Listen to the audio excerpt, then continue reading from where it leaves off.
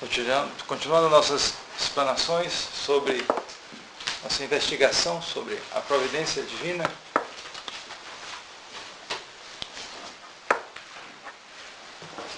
nós procuramos agora o ensinamento da Escritura, vimos o Antigo Testamento, e já no Antigo Testamento nós temos boas noções sobre a providência. Esqueci de falar-lhes sobre um importantíssimo livro, já falei um pouquinho antes, mas a esse respeito à providência, o livro de Jó, muito importante, porque ali se tira um ensinamento mais claro, né? A lição sobre a providência com relação aos males, né? Porque no Velho Testamento predomina a ideia daquela linguagem do povo, né? Aqui se faz, aqui se paga. Muita gente diz por aí, aqui se faz, aqui se paga. O que não é verdade, rigorosamente falando. Há algo de verdade nisso, mas não é uma... encarado assim de maneira absoluta, não é verdade. Porque realmente nem tudo que se faz aqui se paga, né? Embora já se comece a pagar aqui. Então, a concepção do Antigo Testamento,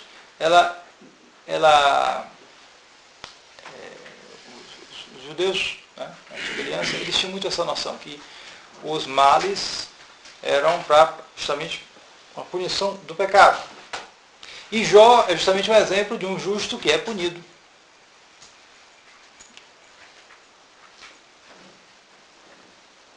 Quer dizer, rigorosamente ele não é punido.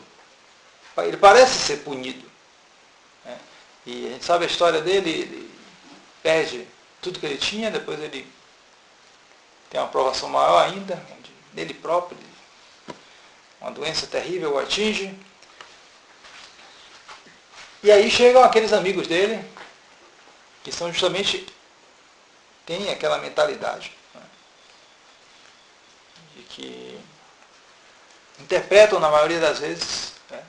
Há um diálogo, né? Com variações aqui e ali, e eles interpretam justamente que é uma punição, algo assim, o Jó, coitado, né? Com aqueles amigos da onça dele ali, falando que aquilo é uma punição. O Jó, coitado, ele perde um pouco perde a sua retenção, perde a sua atitude e começa também a se queixar, né? Chega a maldizer o dia em que ele nasceu.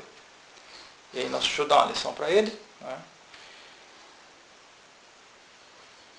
E a conclusão do livro, né, em que o nosso Senhor havia permitido ao demônio de provar o seu servidor Jó, como diz a Escritura, íntegro, direito,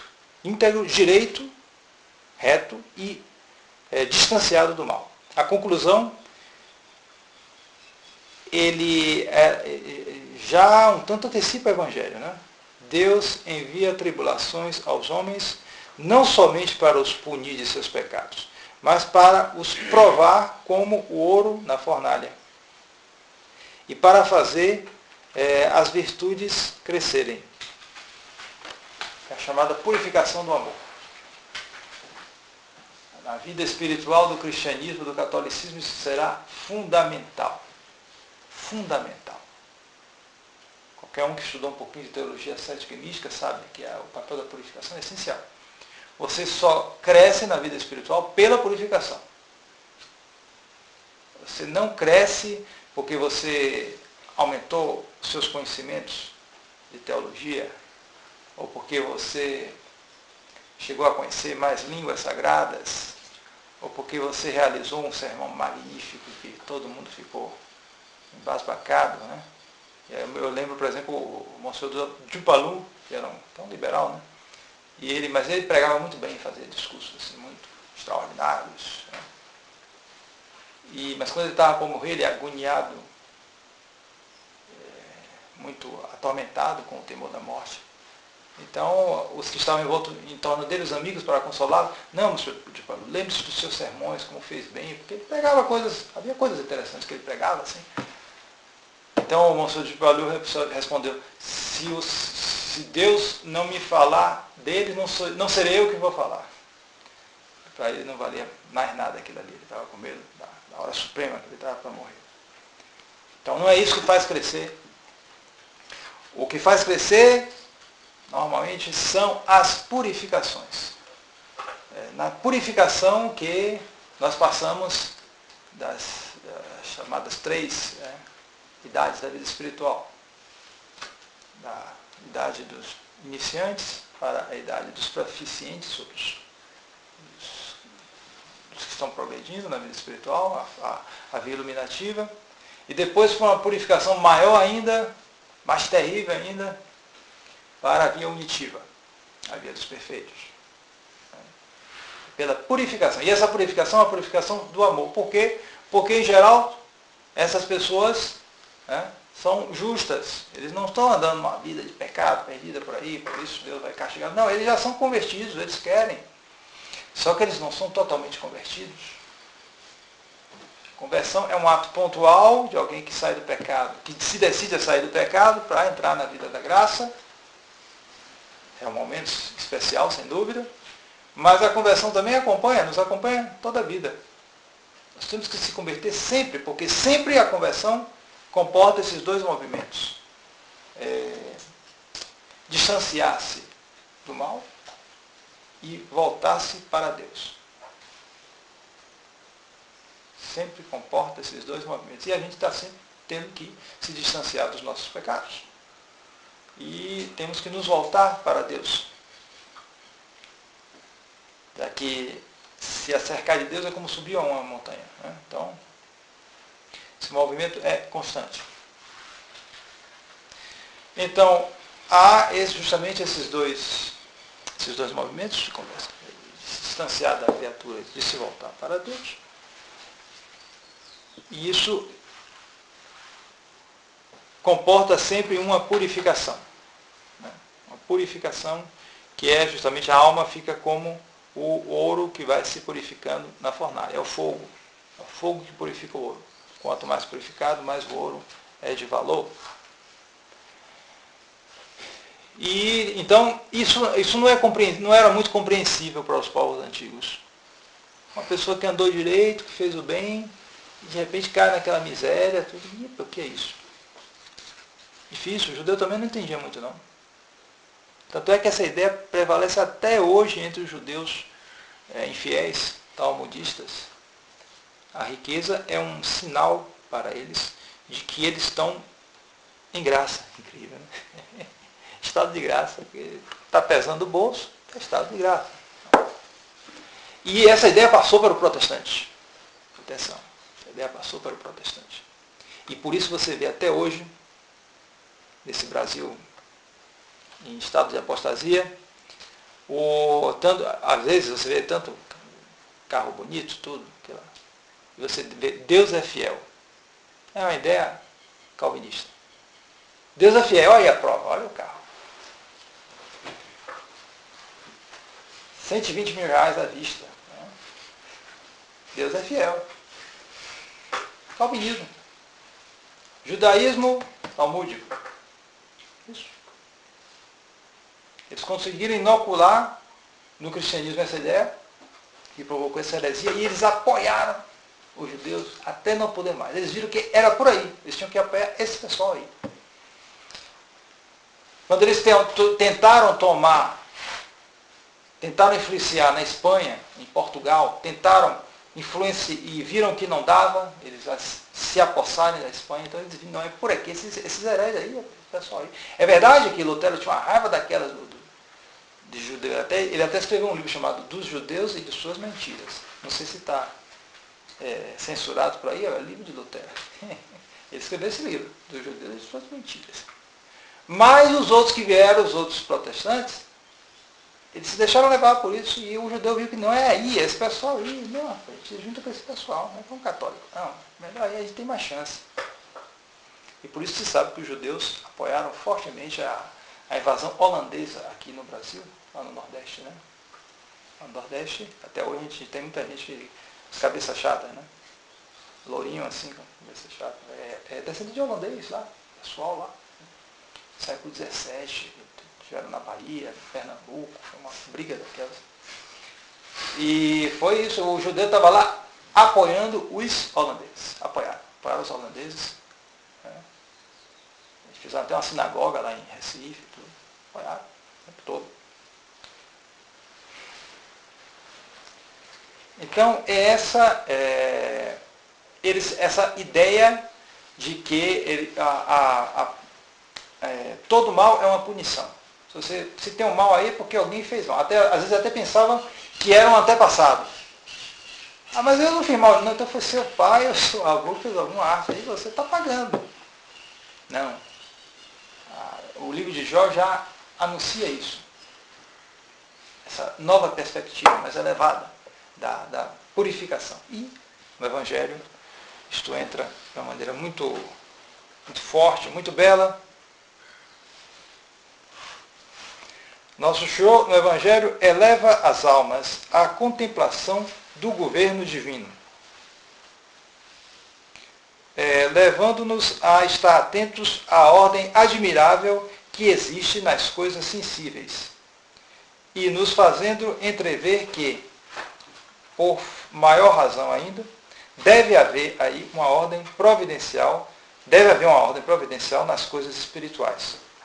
Ordem muito mais bela, salutar e imperecível. Mateus, capítulo 6,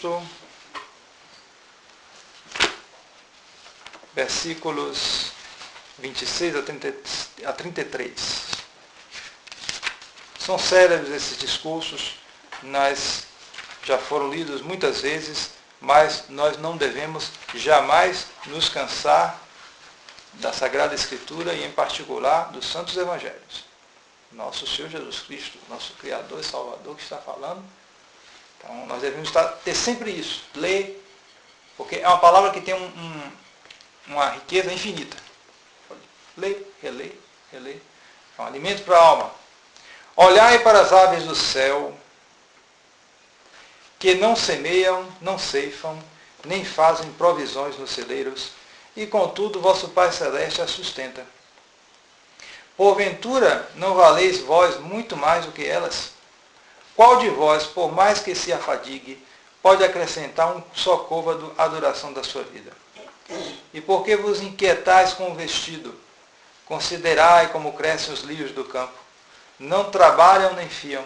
Digo-vos, todavia, que nem Salomão, em toda a sua glória, se vestiu como um deles. Se, pois, Deus veste assim a erva do campo, que hoje existe, e amanhã é lançada no forno, quanto mais a vós, homens de pouca fé. Não vos aflijais, pois, dizendo, que comeremos, que beberemos, com que vos vestiremos. Os gentios é que procuram, com excessivo cuidado, todas essas coisas. Vosso Pai sabe que tendes necessidade de todas elas. Buscai, pois, em primeiro lugar o reino de Deus e sua justiça, e todas essas coisas vos serão dadas por acréscimo. Nosso parte da ordem natural, que é sempre bom a gente contemplar, e esse é um dos aspectos também muito tristes da modernidade. O homem não contempla mais a natureza. Ele não tem nem para onde olhar. E vive cidade. A dificuldade para quem cria crianças na cidade é que justamente para se livrar dos jogos eletrônicos, da perda de tempo, televisão, isso, aquilo, toda perda de tempo, é bom que o menino saia, as crianças saiam. Mas do jeito que está a violência aí, que está ladrão, isso, aquilo, sequestrador, isso, aquilo, assaltante, a violência é terrível. Os pais têm medo, o que se compreende. Então deixa o filho lá fechado ali em 4 paredes. Então não tem o que fazer. Aí bota o negocinho e ele fica lá. Aparelhinho eletrônico, seja lá o que for. Às vezes até é bom, os que têm mais cuidados, que colocam uma coisa que não seja ruim em si mesmo. Mas é sempre a perda de tempo. Deve passar horas ali, aquilo ali. Tem que fazer. Triste. Que vida diferente era. Recordação pessoal, eu que vivi no interior até a adolescência, na minha cidade, eu pegava a bicicleta e ia tudo quanto é lugar. Com amigos, isso aqui, jogava bola, isso aqui, aquilo. Agora me dizem que essa mesma cidade tem bairro onde a polícia não entra. A polícia não entra. Eu entrava com aquele carro, ali aí, menino com a bicicleta para lá e para cá. Quer dizer, em poucos anos, alguns anos, a cidade vira isso. Uma cidade interior, não é uma cidade, não é uma capital, imagina uma capital. Todo lugar está isso. A droga tem espalhado essa miséria para todo quanto é lugar. Toda cidadezinha pequena, até às vezes, você não tem mais tranquilidade. Então as pessoas ficam fechadas nisso e não contemplam a natureza. Para tirar essas lições que nosso show nos dá. Eles não veem os lírios, eles não veem as flores para ver como é belo, eles veem prédio, é isso, aquilo, aquela coisa antinatural, tecnologia, tudo do homem, tudo artificial, feito pelo homem. Então, para ele ver a mão de Deus ali é mais difícil. Enquanto que os nossos antepassados viam isso, bem ou mal eles viam isso. Ninguém precisava lhes ensinar a lei natural, porque eles viam. A lei natural. A variação dos dias, tudo ele via claro, agora é época disso, é época daquilo.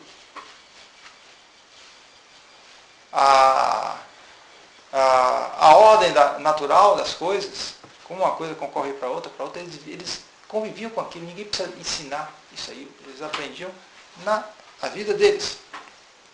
Nosso show nos convida a isso. Olhar as coisas naturais, ver a ordem delas e depois se elevar mais alto. Se nosso show prevê e provê as coisas naturais, a bichinhos do mato, porque ele não proverá a nós. Só que eu preciso entender que ele proverá a nós tendo em vista algo mais elevado. E, portanto, ele pode permitir certos sofrimentos. Para nós ele permitirá mais. Porque justamente para nós ele tem em vista a purificação. O castigo ou a purificação. Ele não vai purificar um cachorrinho. O cachorrinho a gente não deve tratar bem e tal. Quando ele fica velho, ele morre. Pronto. Paciência. Ele não tem céu. Ele não tem céu. Nosso Senhor não vai purificar o cachorrinho porque não tem como. Não tem como. Mas o ser humano é diferente. O ser humano, nosso Senhor o purifica. Ele permite que ocorram coisas que parece que ele abandona o ser humano, mas ele não abandona.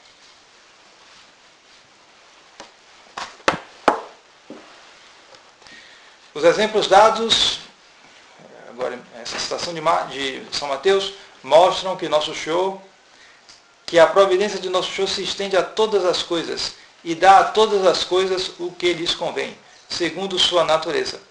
Se ela provê ao que é necessário aos pássaros, mais ainda fará para com o ser humano que tem uma alma espiritual e imortal. E nosso show acrescenta que essa assistência para o homem se fará sentir mais particularmente por ocasião das perseguições. São Mateus, capítulo 10, versículo 28. Não tem mais os que matam o corpo e não podem matar a alma. Mas temei antes aquele que pode lançar na geena, no inferno, a alma e o corpo. Porventura, não se vendem 2 passarinhos por um asse, e todavia nenhum só deles cairá sobre a terra sem a permissão de vosso Pai. Até os próprios cabelos de vossa cabeça estão todos contados. Não temais, pois, vós valeis mais que muitos pássaros. Então, quando chegam notícias a respeito desse cerco que está se fechando sobre os fiéis católicos, essas notícias às vezes na internet que aparecem, com as conspirações e com as coisas que estão se preparando por aí, já estão testando aí, dizem por aí o tal do chip que você bota na orelha e fica ali dentro. E você tem todas as informações suas. Pode haver um computador lá no centro que vai saber tudo o que você... Todos os seus dados e localizar onde você está, porque está ali dentro. Isso vai facilitar para você comprar coisas. Você precisa da marca da besta, né? Impressionante. Impressionante.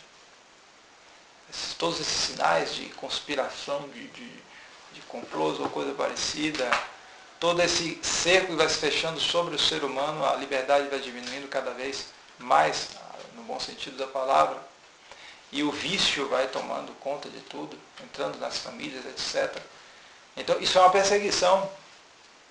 É o tipo de perseguição que nós sentimos, pelo menos por enquanto. E nós devemos justamente estar nesse espírito de resistir à perseguição. Assim, por exemplo, quando às vezes chegam fiéis um pouco na dúvida, o que é que fazem? Porque, meus filhos ou eu, se distrair, tudo, sim, é verdade. Mas, pronto, tal lugar não pode ir para tal lugar, fica na dúvida. Os que estão mais novos, será que pode ir à praia se estiver bem vestido? Não é questão só de você se vestir bem ou mal. É o ambiente externo que está lá. Mas todas as praias, sim, paciência. Então, conclusão, não vai à praia. Puxa. Sim. Por quê? Porque ela está ocupada. Ocupada pelos mundanos. É uma espécie de perseguição. Então, você vai ter que... Aí eu digo sempre isso. É a nossa cruz. Não estão ainda prendendo a gente e mandando para a guilhotina. Não adianta você ficar imaginando, tempo de perseguição, eu me prepararia para sofrer o martírio. Às vezes o pensamento do martírio numa pessoa pode disfarçar uma fuga. Porque ele pensa no martírio lá que está a 500 mil anos de distância e que ele morre de uma hora para outra e pronto, acabou, está no céu. Mas não, em geral não é assim. Em geral é esse martírio, entre aspas, essa perseguição lenta. Então, seria interessante de vez em quando a pessoa tomar um banho de mar. Nada demais, mas não dá. Hoje é praticamente impossível, porque as praias estão ocupadas, os mudanças ocuparam tudo. Outra coisa, você vai para a universidade. O conselho que eu dou. Você procura evitar ao máximo, tem coisas que você não pode fazer praticamente.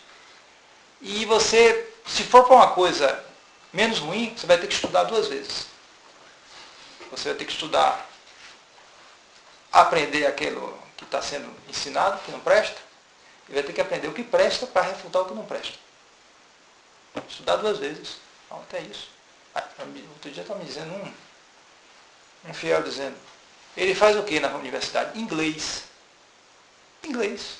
Qual é o mal que tem que fazer inglês? Qual é o perigo que tem que fazer inglês? Nenhum, não. Porque para fazer inglês tem umas matérias lá ligadas. Tem uma que é o quê? Qual é o nome? E é matéria obrigatória.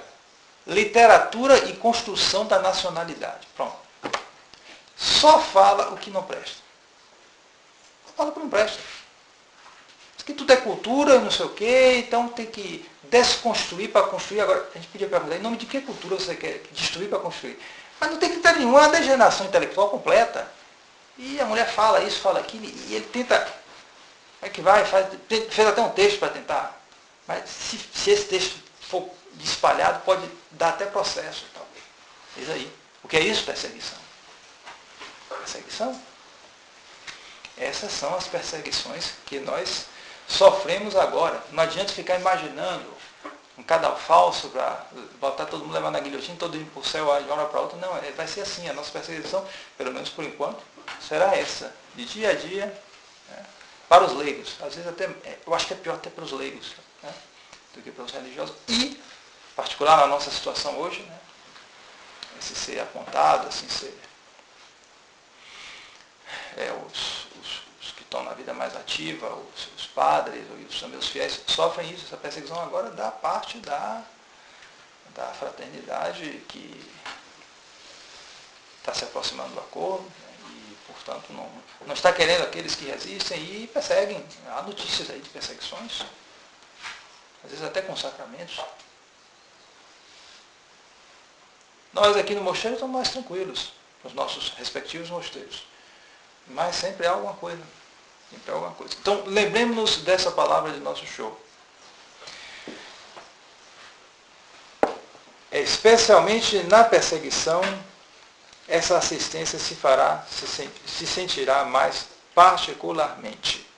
E nosso Senhor diz, todos os seus cabelos estão contados. Quando sofrer uma perseguição, não se esqueça, todos os meus cabelos estão contados. mesmo se estiverem arrepiados, não fiquem com medo. Todos eles estão contados por nosso Senhor. Tudo está contado ali. Não tem porquê, porque nosso Senhor sabe de tudo. Essa providência, portanto, é infalível. Como ensina o Velho Testamento, nosso Senhor reafirma a infalibilidade da providência a respeito de tudo o que acontece. A universalidade e a infalibilidade. E essa infalibilidade se estende manifestamente, segundo o Evangelho, aos segredos dos corações e aos nossos atos livres futuros. Esse mistério de que eu posso pegar ou não essa agenda, eu sou livre, mas nosso Senhor prevê que eu pegarei ou não essa agenda. Antes de que eu pegue, antes que eu decida. No entanto, eu sou livre. Eu sou livre, mas a previsão dele engloba a minha liberdade.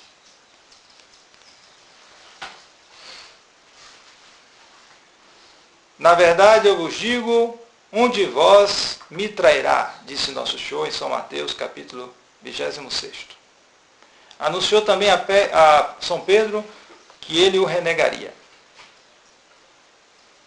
Antes que o galo cante 2 vezes, tu me negarás 3 vezes.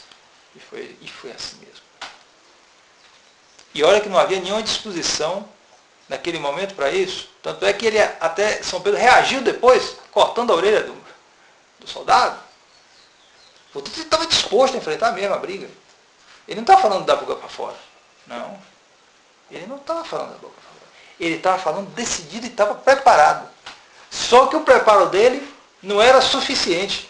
À primeira vista ninguém percebia. Só nosso Senhor.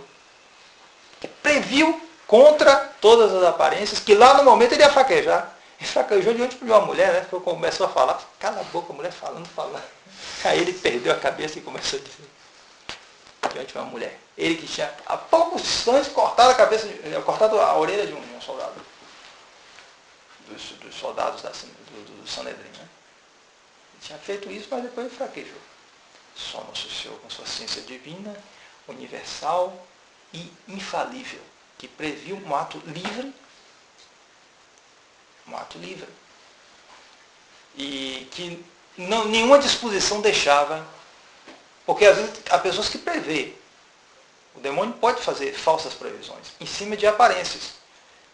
A pessoa, para mim, que prevê, que olha o sujeito, metido a valente, vai fazer aquilo, mas ele olha assim, tem gente que tem essa percepção, que nada, esse sujeito não é valente coisa nenhuma, ele só sabe falar. Na hora ele vai amolecer. E ocorre isso mesmo. Porque ele percebe que aquilo ali, porque para começar, o mais valente, ele não é de falar muito, ele faz. Se ele quer fazer uma coisa, ele está calado ali, ele só está preparando para fazer. E o que é mais? Aí vai falar aquela coisa, é como um cachorro que late muito e não morre. Então tem pessoas que percebem, podem fazer uma previsão, propriamente falando. Mas no caso ali, não. Ali, tratava-se de um homem valente, que reagiu mesmo, portanto, estava decidido. Até que entrou na briga, ele estava decidido. Então, ali foi uma previsão verdadeira. Né? Nosso Senhor previu aquele ato livre, que São Pedro o renegaria. E sem falar nas circunstâncias, né? O galo, tudo isso. Impressionante.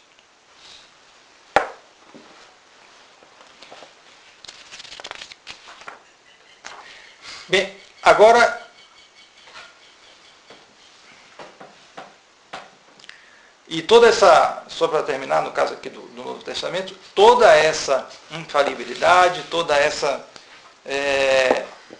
universalidade da providência divina, se estendendo mesmo aos nossos atos livres, ela tem justamente um motivo muito elevado, que é o de fazer tudo concorrer para aqueles que amam a Deus.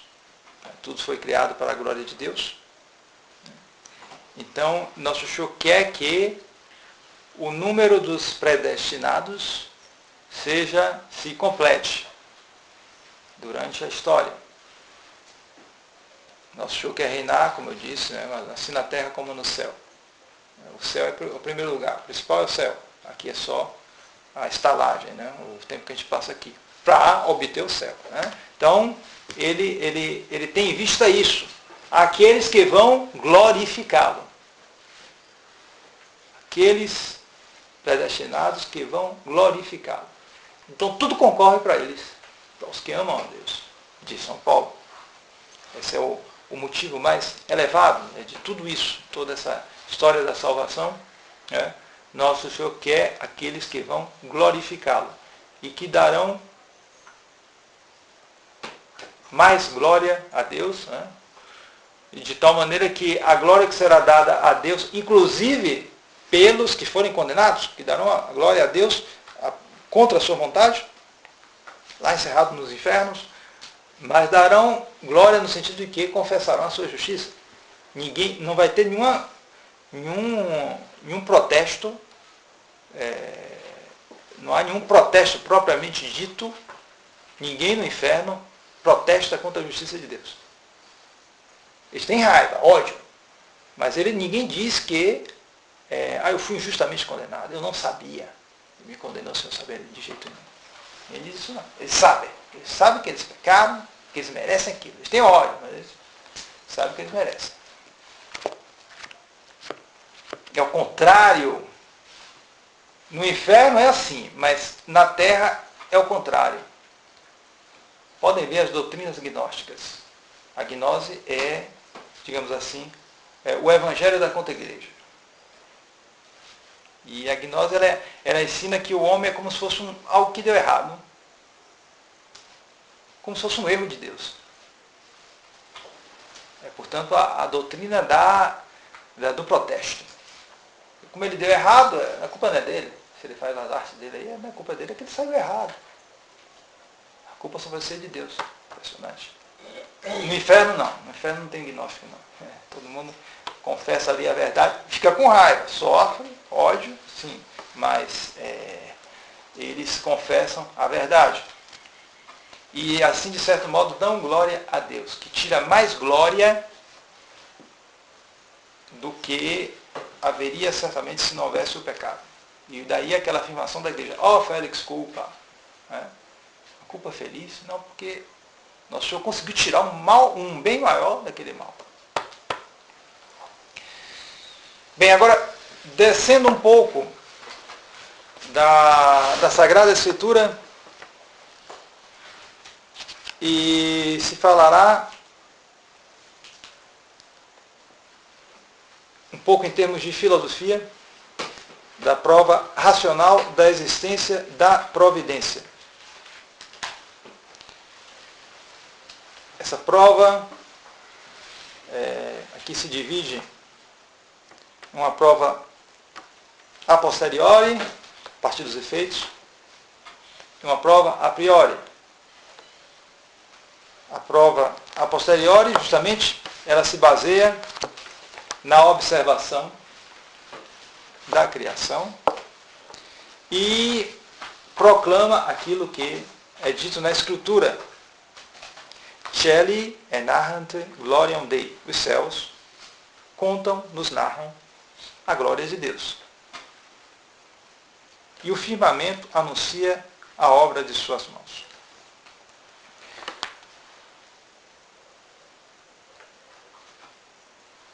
Então, primeiro se constata este fato. Ou seja, de que é a prova mais popular da existência de Deus, há uma ordem no mundo. Já devem ter ouvido das 5 vias, né, das provas da existência de Deus. Então, a mais popular, a mais fácil de se perceber é a ordem no mundo. Porque qualquer pessoa pode perceber que as coisas não se dissolvem por si mesmas, elas se mantêm, né, e há uma coesão entre elas, né, desde uma árvore aí, que há uma coesão, tudo, caule, raiz, tudo isso, e até passando pelos corpos celestes, nenhuma estrela cai, em geral, já está ali naquela, né, tudo organizado matematicamente, você pode prever mesmo. Você pode até calcular a existência de um planeta com cálculos matemáticos, como fez o matemático Le Verrier, no do século XIX, né? Ninguém viu o planeta Urano. Ninguém via. Mas havia uma anomalia nos cálculos dos astrônomos. Então, Le Verrier chegou à conclusão que havia um planeta que provocava essa anomalia, e era o planeta Urano. Depois se descobriu o planeta Urano com observação, mas ele descobriu pelo cálculo. Por causa da ordem do mundo. A ordem dos astros, dos corpos celestes. E você pode começar constatando, por exemplo, a existência da finalidade em seres desprovidos de inteligência. Um dos exemplos mais impressionantes é o das abelhas. A colmeia é construída de uma maneira, ele dá uns exemplos aqui antigos, que precisaria grandes matemáticos e engenheiros, etc., para fazer uma coisa daquela. É muito difícil para você reproduzir um negócio daquele. E ele diz, naquela época, nenhum químico tinha conseguido ainda fazer mel, como as abelhas fazem. Nenhum químico tinha conseguido ainda fazer. Uma coisa que a abelha faz, acho que até com o seu intestino, né? Algo assim que ela faz, que usa as enzimas, tudo e pronto, sai aquilo ali. Aquele produto magnífico, de um sabor único, bom para a saúde, cheio de qualidades, coisa especialíssima, e as abelhas fazem aquilo ali. E que variedade, meu Deus! Só aqui no Brasil, há centenas de espécies de abelhas indígenas. Né? Centenas. Há pouco tempo se descobriu, perto de Salvador, outra espécie. E na Amazônia não se sabe quantas espécies tem. Não se sabe. Simplesmente não se sabe. Lá nós temos uma espécie de abelha, a urussu, que é do tamanho de uma abelha dessas abelhas. Ela produz mel especialíssimo. Especialíssimo. E dizem que o mel dela com pólen, que ela tira daquelas folhas, é um dos alimentos mais ricos do mundo em proteínas. Proteínas. Básico para a alimentação. O mel dela com o saburaco, chama, né, o pólen, é um dos alimentos mais ricos em proteínas do mundo. Do mundo. Tá um bichinho. Agora, pega um bichinho daquele e pegue para ser seu animal de estimação. Não tem nada. É o bicho mais idiota que existe, uma abelha. Não faz nada. Ele fica ali parado, ele sozinho, não tem valor nenhum. Completamente desprovido de inteligência. Você não vai conseguir amestrá-la, de jeito nenhum. Você facilmente vai levar uma ferroada, se tentar botar para lá e para aquela. E é uma coisa, é um suicídio, né? Porque ela, quando ela dá aquilo ali, ou pelo menos a italiana, porque a urussu e as outras, as brasileiras, não tem esse ferrão. Né? Mas ela dá aquele ferrão e no fundo dela está ligado ao sistema digestivo. Quando ela sai, sai tudo. E ela morre ali mesmo. É um suicídio. O ataque dela é um suicídio. Ela morre justamente para defender a colmeia. E se vocês chegarem numa colmeia de abelha italiana, é assim, lá nas nossas colmeias, inclusive a diferença de colmeias. Há umas que são mais mansas, outras que são terríveis. Você chega a 2 metros, às vezes, já vem uma abelha na sua frente para pedir a documentação. Você tem que ir até para trás. E se você avançar, ela se mata. É a operária, né? Para isso, é para defender. Ela vai mata você. E se você não faça nunca essa maluca, dê um tapa para tirar, ela vai emitir uma substância que imediatamente as outras saberão e virão uma tropa para pegar você. E assim é que gente morre de abelha por aí. Com essas abelhas mestiças, né? Que a gente sabe que não é uma abelha italiana propriamente, é mestiça com africana. Né? Então, ela tem um sistema de defesa, tem um sistema de... Ela tem os famosos zangões, né? Os zangões. O zangões está lá, malandro, não faz nada. Está lá para beber mel, fecunda a rainha de vez em quando, porque ela só fecunda uma vez, né? Uma vez na vida. Tem todos os filhos que ela vai ter é daquela fecundação. Então o zangão, ou ele fecunda ou não faz nada, na vida fica bebendo mel, não faz nada. Agora também tem uma coisa, quando há uma seca, qualquer problema, que o mel começa a diminuir, as operárias, bom, como é que a gente vai fazer? Tem que diminuir a população. Vai começar por onde? Pelos vagabundos. Matam os zangões. tem mais uma coisa, a rainha, ela às vezes está ficando velha. Ainda tem algum poder de pôr ovos, mas está ficando velha. A colmeia sente isso. Então, ela produz uma nova rainha. Essa rainha nova faz a conspiração lá na colmeia, entra em briga com a rainha antiga, né, e derrota. Então a rainha, por assim dizer, ela é obrigada a ser expulsa. Mas atenção, ela é expulsa não como o vagabundo dos zangões, não. Ela sai com um séquito. Outras abelhas vão com ela. Ela sai, vai embora, mas vão com outra. É como se tivesse, como ela é de sangue real, ela tem direito a privilégios. Mais ou menos como certos ditadores por aí, que às vezes, nem sempre, quando são postos para fora, conseguem o direito de asilo em tal lugar, você vai ter uma situação boa, você vai para tal lugar, você vai ter certos direitos. Né? É mais nobre do que certos ditadores aí como estão sendo tratados, né? Basta ver Muammar Gaddafi, né? Aquele fim horrível. Né? Quer dizer, a abelha, aquele bichinho completamente idiota, ele tem esse senso da nobreza. A rainha, o zangão, vagabundo vai morrer. A rainha não, a rainha vai sair com séquito. Eis aí. Esses seres,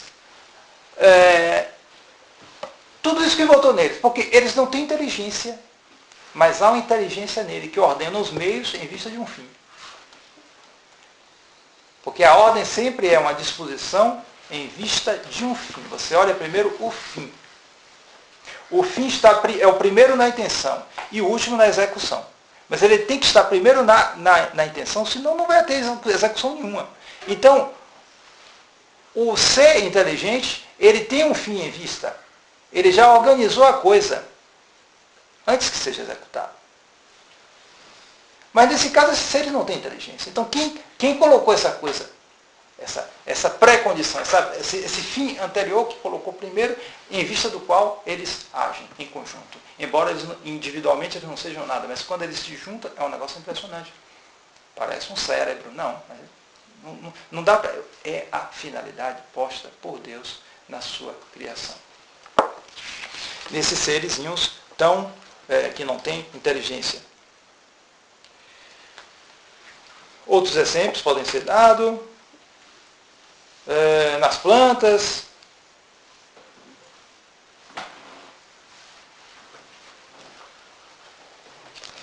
Bastam, se vocês quiserem um exemplo disso, ver outros exemplos atualizados, porque o que eu estou dizendo aqui, alguma situação, é coisa velha já, é coisa já ultrapassada. Tem seu valor, mas tem coisa muito maior. Vão lá, bom, tem que ter um certo cuidado, porque não é uma revista 100% boa. Mas há uma revista aqui, na mesma biblioteca, o CEP, Centro de Estudo e Pesquisa. Esse tem vários artigos interessantíssimos para se ler com uma certa descrição. Seria bom, talvez, que algum irmão traduzisse, ou coisa parecida, se fizesse de vez em quando uma leitura no refeitório sobre um outro artigo desse. É impressionante, porque são cientistas. Então, eles entram ali naquela pesquisa, cada detalhezinho, cada bobagem da natureza, bobagem entre aspas, eles vão ali, vou pesquisar isso aqui. Tem um que fez uma pesquisa mesmo sobre o quê? Sobre a pena. A pena de qualquer ave aí. Ele fez uma pesquisa sobre isso. Ele pegou e, com os instrumentos de hoje, né, ele aprofundou aquilo. É um negócio impressionante. Meu Deus, tudo está calculado ali. Uma pena. Para que isso? Por que todo esse cálculo? Deus, meu caro, você tem que ver isso. Tem que ter um pouco de inteligência. Você tem que ver a finalidade, o fim de acordo com o qual tudo é disposto. Mas isso, se você falar para qualquer evolucionista, ele não quer nem saber, porque ele sabe que se ele admitir isso, ele está derrotado. Ele não quer ver isso, ele entra em plena insensatez, mas não quer saber da finalidade.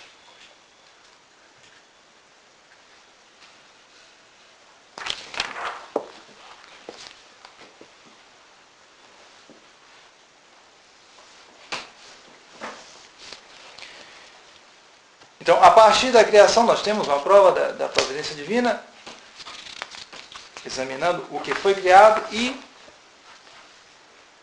nós temos também uma prova a partir, chamada uma prova a priori, que é chamada também uma prova quase a priori, porque justamente é suposto a criação.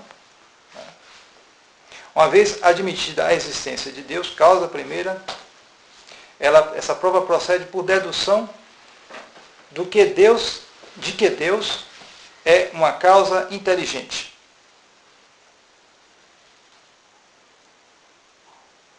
Porque justamente essa providência não se pode deduzir segundo a necessidade absoluta da natureza divina.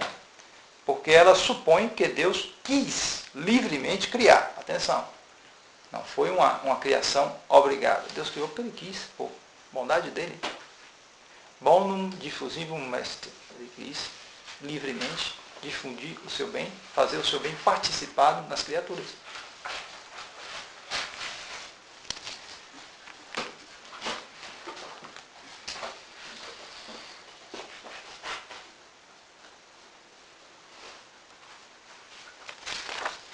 Então, essa prova justamente ela parte do princípio justamente de que todo o que age por um fim. O que age tendo uma finalidade em vista. Né? Então, quanto maior for a causalidade eficiente, uma dessas chamadas 4 causas, né? Talvez já tenha estudado alguma coisa aí, a causa eficiente, a causa final, a causa material e a formal. Então, Deus é o primeiro motor de todas as coisas. Movimento no sentido amplo da palavra. Né? Não é só movimento local, não. Movimento espiritual, uma alteração, tudo isso faz parte do movimento. E o primeiro movimento é o de Deus, é a causa primeira. Ora, essa causa, ela se estende tanto quanto é justamente a elevação da causa. Ora, Deus sendo a causa primeira, esta causalidade vai se estender a todos os seres criados.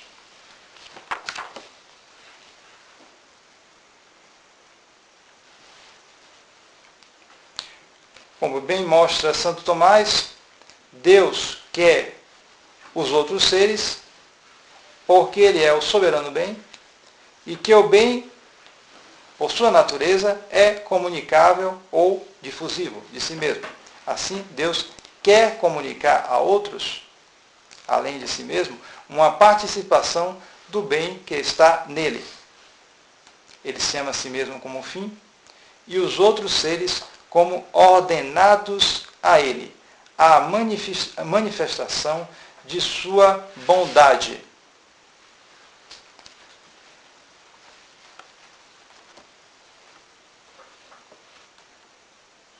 Justamente essa causalidade primeira de Deus se estende a todas as criaturas, tendo um fim justamente de manifestar a bondade dele. E, de acordo com esse fim, ele dispõe tudo para a manifestação da sua glória.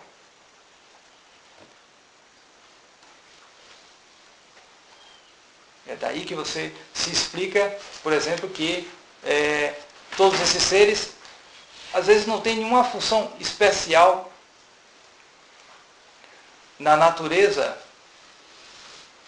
Podem ter uma finalidade toda pequena, às vezes eles só fazem atrapalhar. Não existe pássaros, por exemplo, que eles não chocam os seus próprios ovos. O exemplo é o cuco na Europa e tem também um malandro aqui no Brasil também. Esqueci o nome dele. Ele não choca o ovo dele. Ele vai pondo o ovo dele nos ninhos dos outros. E os outros vão chocando. Chocam, cria, não está nem aí. Não está nada. Quer dizer, a imagem do malandro está ali, na natureza. O que nosso Senhor está querendo com isso? Ele quer justamente para manifestar a sua glória, ele quer pôr a imagem de coisas para ensinar o homem. Ensinar o homem, olha. Mostra aí, ó, o malandro, até na natureza você tem uma imagem disso. Jeito preguiçoso, jeito que se serve dos outros, etc. Nos animais a gente vê tanto isso também. Mesmo animais domésticos demonstram isso. Você vê nobreza e você vê vileza em animais. em raças de animais. Em raças, às vezes, a gente vê isso. Raça de animal. A gente tem um cachorro que, quando bate o sino, 30 minutos antes da missa, ele vai direto para o lugar onde ele vai ser preso. Ele não gosta daquilo. Mas ele já se acostumou. Bate o sino 30 minutos antes da missa dominical, ele sabe que o povo vem, ele não pode ficar lá, porque ele é um pastor alemão grande, o pastor pode ficar com medo. Então, ele, quando bate o sino, ele vai para o lugar. É só fechar a porta. Depois ele fica até gritando, o povo não gosta não, mas ele vai para o lugar. Até na fase do cio, ele sai um pouco, mas depois ele volta logo. E se ele sair, ele dizer, volte, ele volta imediatamente. Mas a gente teve um outro que era um vira-lata, e era o sujeito, não era brincadeira. Quando ele saía, você dizia, volte, aí que ele virava para você, quase sorrindo. Não é exagero. E ia. Imagem do malandro. Você tem imagem dessa, então por que isso? Para nos ensinar, para nos dar lições, para mostrar. Porque esse cachorro mesmo morreu como um malandro.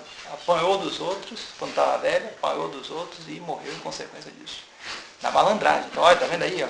Você pode até ensinar, um pai pode ensinar um filho, tá vendo aí, ó? Esse cachorro aí, tá vendo? Malandro, cara, assim. Vai ensinar. Então você tem, o nosso show dispõe essas coisas dessa maneira. Então,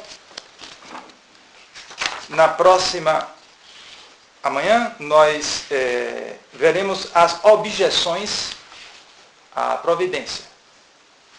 As dificuldades. Né? É bom você ver as dificuldades, porque depois de examinar as dificuldades, você aprofunda mais a noção de providência. Nós veremos, em particular, o acaso, a liberdade humana e depois, o mais difícil, o pecado. São essas três grandes dificuldades que se opõem à extensão e à infalibilidade da providência divina.